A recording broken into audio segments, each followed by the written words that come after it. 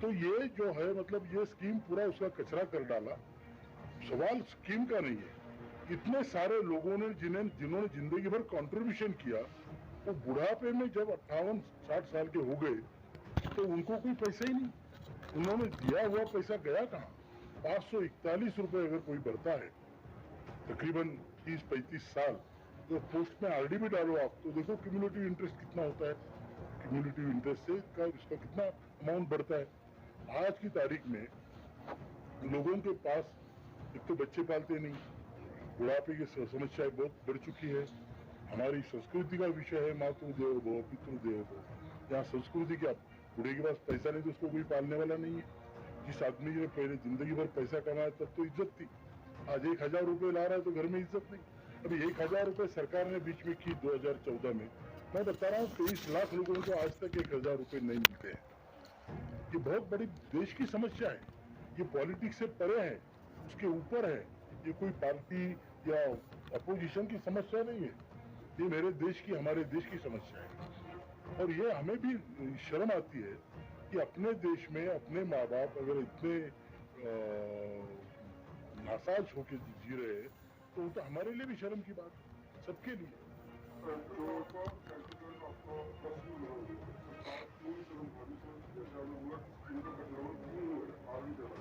इसके कारण कई हो सकते हैं, मैं उस पर कॉमेंट नहीं कर सकता, लेकिन मेरा पूरा यकीन है कि स्कीम के पैसे हर गवर्नमेंट में जो भी आया उसने कहीं और यूटिलाइज किए होंगे।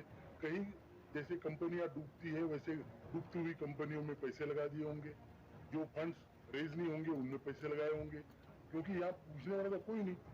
इसके 43 ट्रस्टीज है, 43 ट्रस्टीज है सीबीटी में, सेंट्रल बोर्ड ऑफ ट्रस्टी, जिसके अध्यक्ष श्रम मंत्री होते हैं। अब श्रम मंत्री क्या, इसी सरकार में 3 श्रम मंत्री बदल गए। परमानेंसी नाम की कोई चीज नहीं है।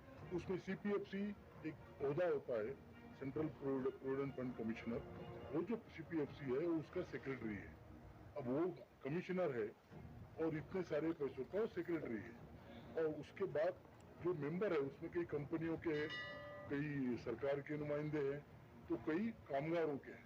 कामगारों के 10 प्रतिनिधि उसमें होते हैं जो ये फंड का ट्रस्ट में है, फंड के ट्रस्टीज में है।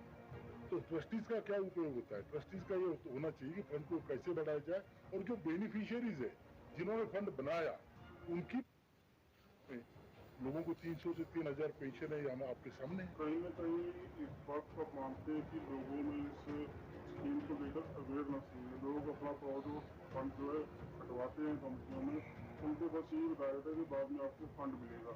पेंशन के बारे में लोगों को जागरूक नहीं करेंगे प्राइवेट।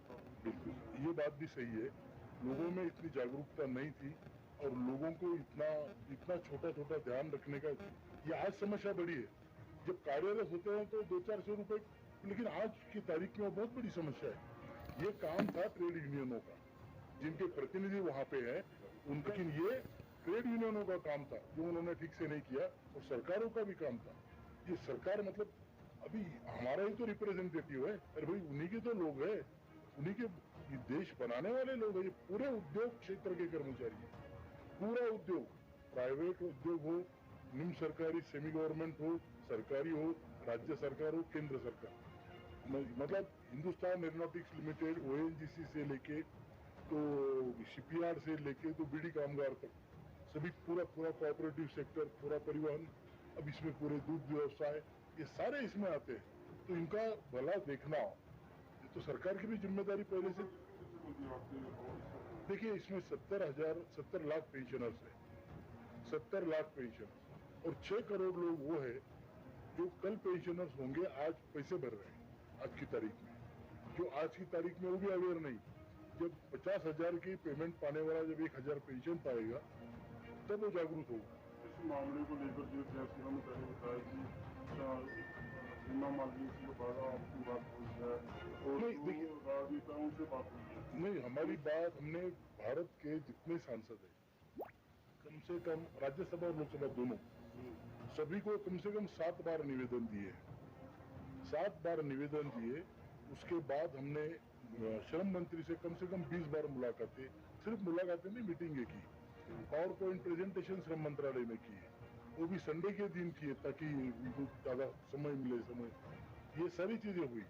फिर प्रधानमंत्री जी ने हमें मुलाकात का मौका दिया, उसके लिए अगुवाई जो की, जो आदरणीय हेमा मालिनी जी ने की।